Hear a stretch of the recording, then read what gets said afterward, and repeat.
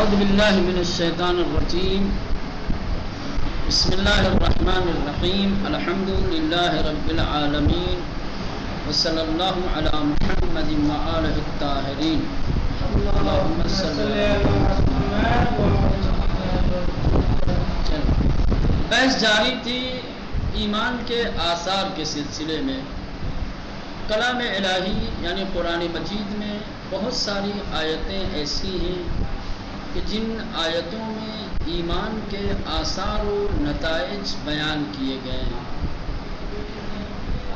کہ جو شخص ایمان رکھتا ہے اس کے ایمان کا اس کی ذات پہ کیا اثر ہوتا ہے، ایمان کا فائدہ کیا ہے۔ تین چار مورد تقریباً ذکر کیا تھا۔ سب سے پہلا فائدہ اور سب سے پہلا اثر یہ تھا کہ صاحبان ایمان کو خدا حق کی راہ میں ثابت قدم رکھتا ہے، حق کے راستے پر باقی رکھتا ہے، حق سے منحرف ہونے نہیں دیتا۔ دوسرے، راہ راست کی ہدایت کرتا ہے، اسے کبھی ہدایت کی راہ سے، ہدایت کے راستے سے منحرف نہیں ہونے دیتا۔ تیسرا فائدہ ایمان کا یہ تھا کہ خدا کی طرف سے اسے نصرت اور مدد حاصل ہوتی ہے۔ صاحبان ایمان کا کوئی مددگار ہو یا نہ ہو، ذات پروردگار ان کی مددگار ہے، اس کا ناصر خدا ہے۔ چوتھا فائدہ یہ ہے کہ انعام کے طور پر خدا کی طرف سے اسے مغفرت اور بخشش حاصل ہوتی ہے۔ یہاں تک پڑھا تھا۔ اور پانچواں اثر ایمان کا یہ ہے کہ قابل قدر خداوند متعال صاحبان ایمان کو روزی عطا کرتا ہے۔ روزی تو ہر ایک کو دیتا ہے، اللہ کی روزی ہر بندے کے لیے، خدا کا رزق ہر ایک کے لیے، رزق سب کو دیتا ہے، لیکن صاحبان ایمان کو رزق خاص سے نوازتا ہے، قابل قدر روزی دیتا ہے۔ جو لوگ مومن نہیں ہیں انہیں صرف اور صرف مادی رزق حاصل ہوتا ہے۔ رزق خالی مادی نہیں ہے کہ دولت دے دے، اولاد دے دے، باغ باغیچے دے دے، زمین جائیداد دے دے، گھر دے دے، گاڑی دے دے، بنگلہ دے دے۔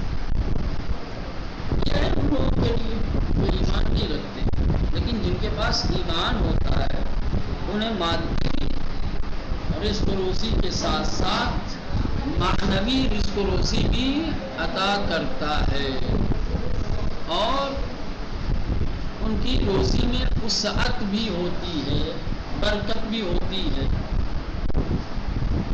جو لوگ صاحبان ایمان نہیں ہیں وہ مال و دولت رکھتے ہوئے بھی کیا ہے،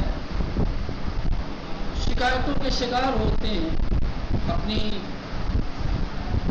کمبود مالی کو بیان کرتے ہیں، اپنی پریشانیاں، اپنی دقتیں، اپنی دشواریاں، لاکھوں مہینے میں کماتے ہیں پھر بھی ضرورتیں پوری نہیں ہو پاتی۔ صاحبان ایمان مختصر سے رزق کے ساتھ بھی خوشحال زندگی گزارتے ہیں، اسی تھوڑی سی کمائی میں اس کا سب کچھ پورا ہو جاتا ہے۔ وسعت نہیں ہے تو کیا، موجودہ زمانے میں، موجودہ دور میں جو حالات ہیں، جو مہنگائی ہے جس طریقے سے، 50,000 لاکھ روپیہ مہینہ کمانے والے واقعی اپنی پریشانی کا اظہار کرتے ہیں، آپ ان سے گفتگو کیجیے، کماتے ہیں پھر بھی جو ہے پورا نہیں ہو پاتا۔ لیکن جو واقعی اللہ کے مومن بنتے ہیں جن کی مہینے کی کمائی 10,000 20,000، ماشاء اللہ اسی 10,000 20,000 میں خوشحال زندگی گزارنا ہے، سب کچھ ان کا اسی میں پورا۔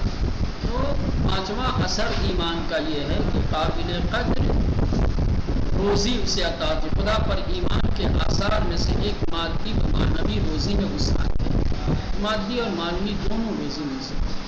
یقیناً جو خدا کی رزاقیت پر ایمان رکھتا ہو وہ خدا کی قابل قدر روزی سے ضرور بہرے مند ہوگا۔ رزق اللہ کا دو طریقے کا ہے، رزق عام ہے جو اللہ اپنی ہر مخلوق کو دیتا ہے، چاہے وہ اس کا فرما بردار ہو، چاہے اس کا نافرمان ہو، چاہے اس پر ایمان رکھنے والا ہو، چاہے اس کا انکار کرنے والا ہو، چاہے اس کی عبادت کرنے والا ہو، چاہے دوسرے کی عبادت کرنے والا ہے۔ اللہ فرعون کو بھی رزق دیتا ہے، موسیٰ کو بھی رزق دیتا ہے، ابراہیم کو بھی رزق دیتا ہے، نمرود کو بھی رزق دیتا ہے، موسیٰ اور ہارون کو بھی دیتا ہے، فرعون کو، شداد کو، حامان کو، معاویہ کو، یزید کو رزق دیتا ہے۔ اس کے رزق میں پل رہے ہیں۔ یہ رزق جو ہوتا ہے یہ رزق عام ہے اور رزق مادی ہے، اور یہ خدا کی رزاقیت کا تقاضا ہے کہ وہ ہر بندے کو مادی رزق دے، کیونکہ خلق کیا ہے، مالک ہے، پیدا کیا ہے، خالق ہے اور مالک ہے۔ خالق اور مالک کی ذمہ داری ہے کہ وہ اپنی مملوک کو اور اپنی مخلوق کو کیا ہے مادی رزق دے، تاکہ زندہ اور باحیات یہ ہر ایک کو، لیکن رزق معنوی اور رزق روحانی ہر ایک کو عطا نہیں ہوتا ہے۔ ایک مطلب پڑھ رہا تھا، ایک تحریر آیت اللہ مصباح یزدی کی، تو انہوں نے تقابل کیا تھا جناب مریم سلام اللہ علیہ اور حضرت فاطمہ زہرا سلام اللہ علیہ کا۔ وہ آیت آپ نے پڑھی ہوگی ہے، کلما دخل زکریا فی المحراب وجد عندها رزقا قال من عین۔ جب بھی جناب زکریا جناب مریم کی محراب عبادت میں داخل ہوتے تھے، یا جہاں وہ عبادت کرتی تھی، وہاں جو محراب کی بیت المقدس کے اندر، دیکھتے تھے کہ بھائی جہاں پہ رزق ہی رزق ہے، نعمت ہی نعمت ہے، تو تعجب سے پوچھتے تھے کہ یہ رزق کہاں سے ہے؟ ٹھیک، کہتی کہ یہ رزق میرے رب کی طرف سے آیا ہے۔ یا جب جناب عیسیٰ کی ولادت ہوئی، ولادت کے موقع پر بھی جب شکایت کی اپنی گرسنگی اور اپنی بھوک کی، پروردگارا تیری بندی تیری کنیز بھوکی ہے، اس وقت اسے غذا کی ضرورت ہے، تو اللہ نے کہا کہ یہ کھجور، سوکھا ہوا کھجور کا درخت تھا، اس پر اپنے پیر مارو تو اس پر سے تازہ کھجوریں گریں گی۔ قرآن میں داستان موجود ہے، انہوں نے سوکھے ہوئے درخت کو ہلایا یا پیر مارا، تازہ کھجوریں گری۔ چاہے ان کے محراب میں نعمتیں رہی ہوں، چاہے یہ کھجور کی نعمت انہیں حاصل ہوئی، یہ وہ نعمتیں ہیں جو نعمتیں مادی ہیں۔ تو کیا ہے؟ نعمتیں مادی ہیں۔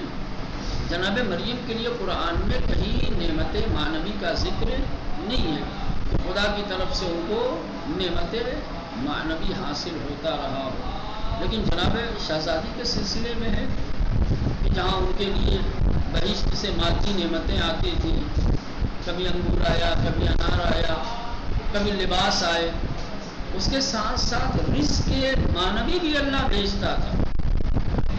نبی کریم کے بعد باقاعدہ طور پر فرشتے آتے تھے شہزادی کے پاس اور شہزادی سے گفتگو کرتے تھے، تمام حالات سے آگاہ کرتے تھے،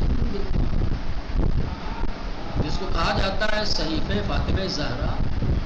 صحیفہ فاطمہ زہرا یہ وہی جو وحی کی طرح سے خدا کی طرف سے فرشتے آتے تھے، اسی کو جمع کیا گیا ہے تو صحیفہ فاطمہ زہرا بنا ہے۔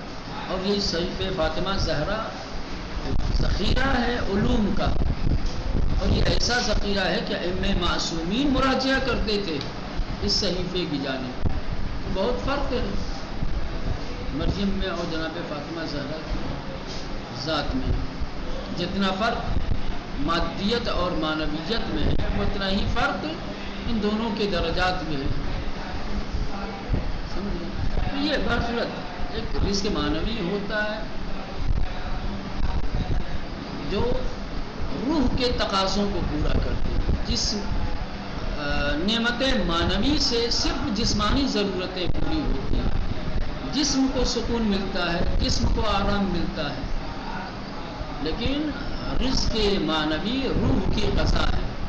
اس سے انسان کی روح کو تقویت ملتی ہے، روح زندہ ہوتی ہے، روح کو حیات ملتی ہے.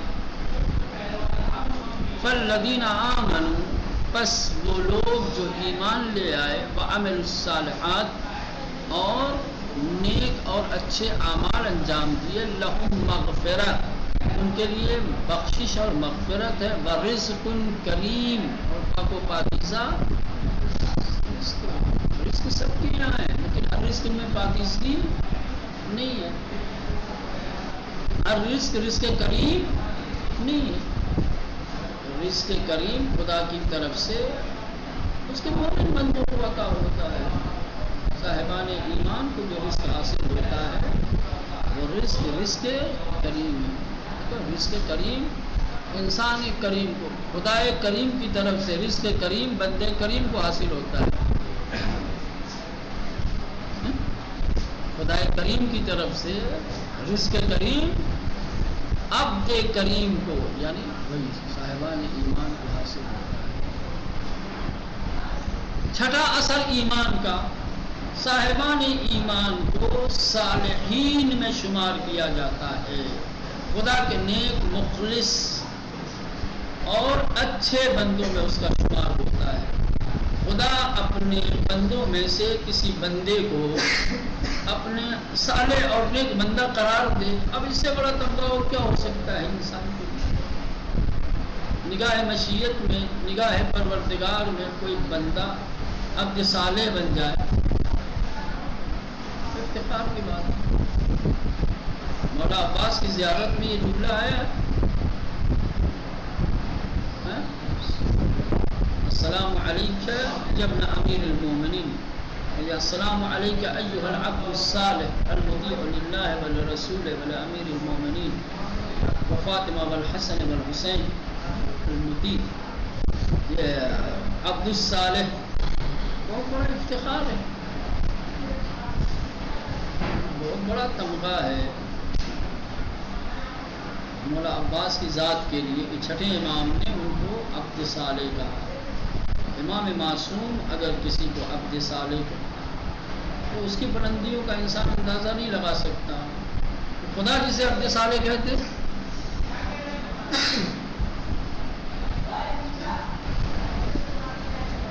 صالحین کے زمرے میں شمار ہونا، صاحبان ایمان صالحین کی صف میں، صالحین کی فہرست میں شمار کیے جاتے ہیں. ایمان اور عمل صالح کے یوں تو بہت سے انعامات و اکرامات ہیں، لیکن ان میں سب سے بڑا انعام یہ ہے کہ بندے کو خدا کی طرف سے نیک انسان کا لقب ملتا ہے. صالحین کا مقام دراصل عمل الصالحات سے الگ ایک مقام ہے. ایک مقام جو ہے کیا ہے، عمل الصالحات والا، اچھے لوگوں کے لیے جو مقام و درجہ ہے وہ الگ ہے، اور صالحین کا جو درجہ ہے وہ درجہ الگ ہے.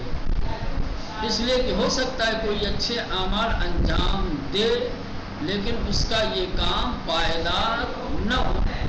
عمل صالح انجام دینے والا ضروری نہیں ہے کہ مستقل اور ہمیشہ عمل صالحی انجام دیتا رہے، کبھی دے گا کبھی نہیں دے گا، لیکن عبد صالح عمل صالح سے کبھی جدا نہیں ہوگا. فرق سمجھ رہے ہیں کیا ہے؟ ایک بندہ وہ ہے جو عمل صالحات کرتا ہے، اچھے اعمال انجام دیتا ہے، ٹھیک.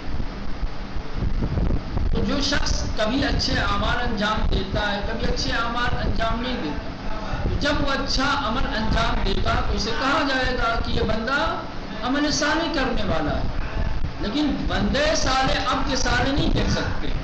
یہی عمل اگر استمرار کے ساتھ ہو، مسلسل اگر کسی بندے سے عمل صالح انجام پا رہے ہوں تو کبھی کبھی نیکیاں کرنے والا اور مستقل نیکیاں کرنے والا دونوں کے درجات ایک جیسے کیسے ہو سکتے ہیں؟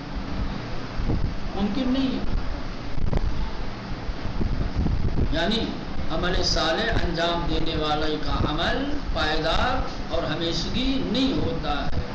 لیکن صالح انسان وہ ہے جس کے وجود میں خوبی اور اچھائی رچ بس گئی ہے، اس کے وجود کا حصہ بن گئی ہے.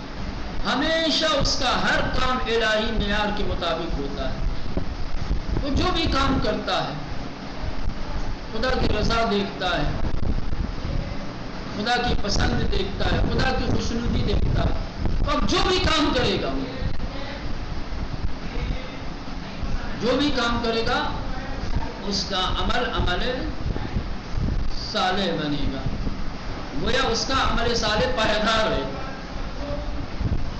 اور صالحین کی فہرست میں اور سب میں شامل ہونے کے لیے یہ ہونا ضروری ہے کہ انسان عمل صالح کو اپنے وجود کا حصہ بنائے. نہیں ہے کہ کبھی کیا کبھی نہیں کیا. سمجھ رہے ہیں؟ ہاں، اس کا ملکہ ہو جائے، اس کے دل و دماغ میں، اس کے رگوں میں رچ بس جائے عمل صالح انجام دینے کی عادت. وہ اپنا ہر کام خدا کی رضا کے لیے. ٹھیک؟ تو صالحین کی فہرست میں داخل ہونے کے لیے، شامل ہونے کے لیے شرط ہے کہ انسان مسلسل عمل صالح انجام دے. والذین آمنوا، وہ لوگ جو ایمان لے آئے، وعملوا الصالحات. اب یہ اس آیت کا جو عمل الصالحات ہے اور دوسری جگہوں پہ جو عمل الصالحات ہے، ہو سکتا ہے کہ دونوں میں فرق ہو. یہاں عمل الصالحات سے مراد جو مسلسل عمل صالح انجام دیتا، جو اپنا ہر کام اپنی نیک نیتی اور خدا کی رضا کو مد نظر رکھ کے جو اپنے ہر عمل کو عمل صالح بنا دیتا ہو. ایک گلاس پانی بھی پیتا ہے تو خدا کی رضا کے لیے، تو اس کا پانی پینا بھی عمل صالح بن جائے.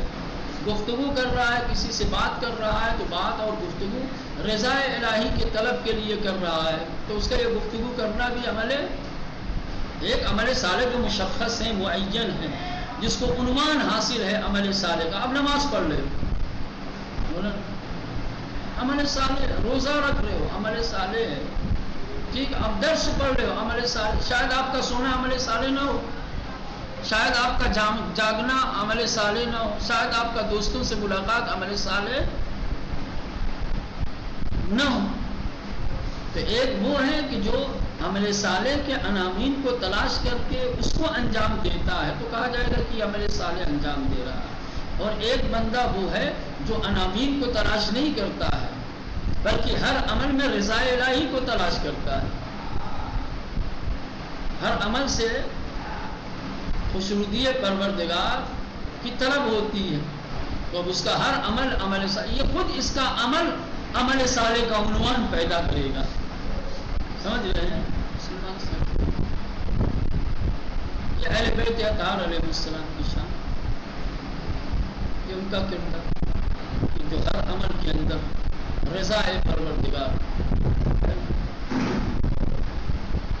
تو وہ عمل صالح حقیقی ہیں جن کو عنوان حاصل ہے عمل صالح کا. وہ ہو چاہے روزمرہ کی دوسری ضروریات اور دوسرے امور ہو، ان میں بھی رضا الہی. سونا ہے تو رضا حق کے لیے، جاگنا ہے تو رضا حق کے لیے، تلوار اٹھے گی تو رضا حق کے لیے، ضربت کھائیں گے تو رضا حق کے لیے، کھانا کھائیں گے تو رضا حق کے لیے، کھانا دیں گے، ہے نا؟ حتیٰ دشمن کو سزا بھی اگر دیں گے تو انتقام کے جذبے سے نہیں، بلکہ رضا الہی کی طلب کی خاطر.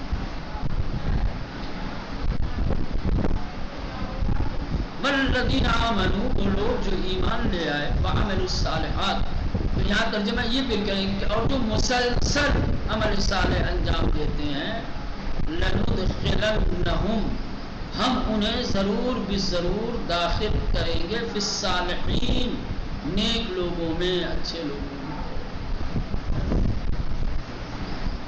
نہیں تو پھر ہر جگہ عمل صالح والا لندخلنہم کا مصداق ہے نا، پھر ایسا نہیں.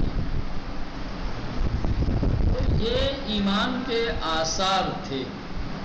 یہ وہ آثار ہیں واقعہ صرف آثار نہیں ہیں، یہ ہمارے ایمان کی علامتیں اور پہچان بھی. ہم اس سے اپنے ایمان کا اندازہ لگا سکتے ہیں. واقعا یہ وہ آثار ہیں جو آثار اللہ نے ایمان کے اندر رکھے ہیں. اب اگر ہمیں دیکھنا ہے کہ ہمارا ایمان واقعی ہے یا نہیں، تو دیکھیں یہ آثار ہمارے اندر ہیں یا نہیں. اگر ہماری زندگی میں ایمان کے یہ اثرات دکھائی دے رہے ہیں جو آیات الہی میں ہیں، کلام الہی میں، تو آپ مطمئن رہیے کہ آپ مومن حقیقی ہیں. اور اگر دعوی ایمان ہے، اثرات نہیں ہیں کہیں بھی، سمجھ جائیے کہ ابھی بہت فاصلہ ہے ہمارے دعوی ایمان میں اور حقیقی ایمان. چلے برصورت اختیاری مشق. اب یہاں سے اختیاری مشق شروع ہو رہی ہے. سب سے پہلے دیے گئے الفاظ اور معنی سے استفادہ کرتے ہوئے قرآنی عبارت کا ترجمہ کیجیے. داہنی طرف آپ کے قرآن کی آیتیں دی ہیں اور بائیں طرف آیتوں میں جو نئے الفاظ استعمال ہوئے آئے ہیں ان کے معنی اور مفاہیم بیان کیے گئے. پہلے آیت کو پڑھیے، پھر سامنے آیت میں جو نئے الفاظ کے معنی دیے گئے ہیں اس کا مطالعہ کیجیے، اسے پڑھیے اور پھر ترجمہ کیجیے. پہلی آیت جو سورہ کہف کی آیت نمبر 30 ہے، ان الذین آمنوا وعملوا الصالحات انا لا نضيع اجر من احسن عملا. ٹھیک، یہ آیت ہے. آگے صرف ایک کلمہ ایسا دیا ہوا ہے جس کا معنی نضيع، ہم تباہ کرتے ہیں. نضيع ہم ضائع کرتے ہیں، ہم برباد کرتے ہیں، ہم تباہ کرتے ہیں. اب ترجمہ کریں، ان الذین آمنوا وعملوا الصالحات، بے شک وہ لوگ جو ایمان لے آئے اور جنہوں نے اچھے اور نیک عمل انجام دیے. انا لا نضيع، بے شک ہم ضائع نہیں کرتے اجر من احسن عملا، جس نے اچھا عمل انجام دیا ہے اس کے اجر کو. ٹھیک، لا نضيع اجر من احسن عملا. یہ لا نضيع کو چھوٹے جری، جس نے اچھا عمل انجام دیا ہے ہم اس کے اجر کو ضائع اور تباہ نہیں کرتے. ہو سکتا ہے کہ ایک شخص عمل صالح انجام دے لیکن اس کا عمل صالح ایمان کے بغیر ہو.